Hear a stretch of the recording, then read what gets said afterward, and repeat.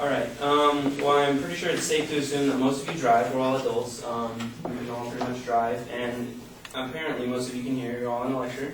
But really, would you choose the ability to hear over your driving every day? Because essentially, that's what you're doing when you choose to accept the current sound regulation that's in place on California highways. Most of us spend a large amount of time driving. People on average spend a lot of time driving. I suppose most of you spend at least a half an hour or more getting here, depending on traffic. During this time, you can be exposed to excessive sound levels on the highway due to other cars' exhaust, tires, road noise. And over the course of your lifetime, that can cause a tremendous harm to your hearing.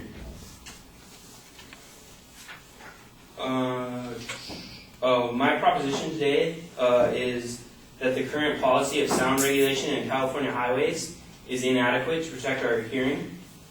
I can show this through proving that highways create excessive sound, that this excessive sound is harmful to your hearing, and also that the current regulation is not doing enough to prevent this excessive sound. My first claim is that highways create excessive sound, and first to do this we need to realize the amount of time that people spend driving. According to the Census Bureau, 40% of people spend an average of an hour a day traveling both ways on their commute. That's a half hour each way. And many spend over that, and a few less than that. This commuting adds up to 25,550 hours over the course of an average 70-year lifetime.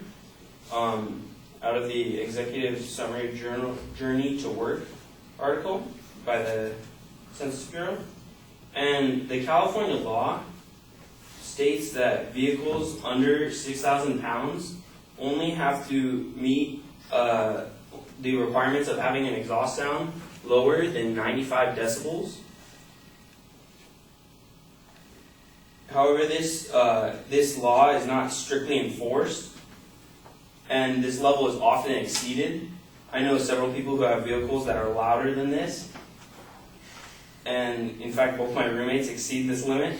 When you add multiple vehicles, though, in a traffic situation on highways, plus this excessive sound, the sound levels increase even greater. My second claim is that this excessive sound is harmful to your hearing. OSHA, the Occupational Safety and Health Administration, states that exposure to 90 decibels or more in an 8-hour period is harmful and may cause hearing loss. And each sound level that you experience during a set amount of time must be taken as a ratio of the time you experienced it and added together. So per se, you were driving on the highway experiencing 95 decibels of sound for an hour a day. That has to be added to the 80 decibels that you experienced at work for that 8-hour period, or school, or whatever it be, for the day. That's stated by the Occupational Safety and Health Administration. Dr. James K. Bradenkamp says in his article that long exposure to a loud sound can cause not only an acoustic trauma, which results in temporary hearing loss and slight dizziness, but also can cause irreversible damage to your eardrum and inner ear. Finally, come to my final point, that the current restrictions on regulations are insufficient to protect our hearing that are put in place by the California Highway Administration. Current laws state that officers can issue citations for vehicles that exceed the 95 decibels or have an exhaust modified that make their vehicle louder than it initially was. But in order to do this, officers must be able to prove that the exhaust was modified or that it is louder.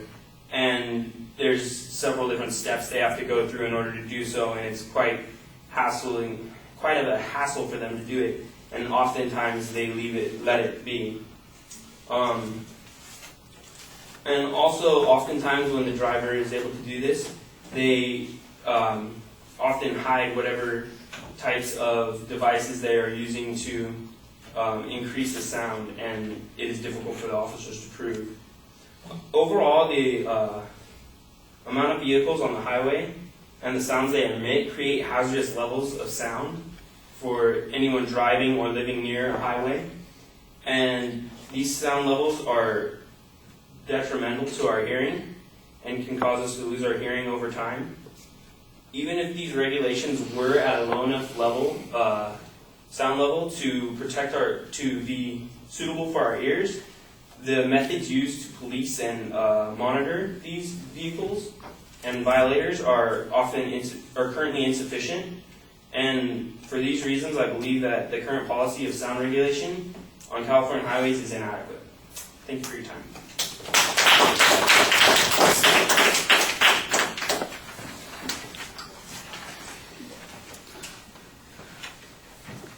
All right, your attention device where we're being given this choice I think is a little bit awkward, but I can see that you're trying to set up a dilemma. When you do finally state the claim, it's very clear. You have an excellent layout of the secondary issues, and internally as you're transitioning between those points, you do a good job labeling them and letting us know where you are. So it's all easy to follow. There's a chain of reasoning going on in your argument, and it's easy to see how the points are connected to each other.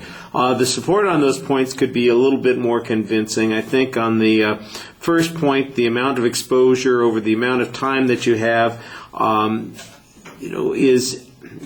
kind of explained the theory, but there's no practical application of it. The hour that we spend on the road, let's say where we're exposed to the 90 decibels, you say, well, we got to combine that with the 80 decibels that you're going to have at work. Well, I don't know where anybody's working where they're getting that kind of exposure and the regularity, and how does the average person, end up being exposed, since you've got, how much time we spend on the road, how much time the noise is on the highway. Well, how many people are losing their hearing as a consequence of this? I don't have any estimate of this. I just have this idea that there is a risk there. So I don't deny that there's a risk. I'm just not sure that it's as substantial as you're saying. All the stuff on a lack of enforcement is all asserted, so you need some data on that. Even if it's just an example of a police officer who let the guy on the Harley get away with it because he didn't want to chase him down, or who let some teenager slide because he was, revving his engine and didn't make. At least we'd have an example there. At best, all we've got is a hypothetical example in what you're talking about. I think you do a very nice job talking to the audience, and that helps build some credibility too. Thank you.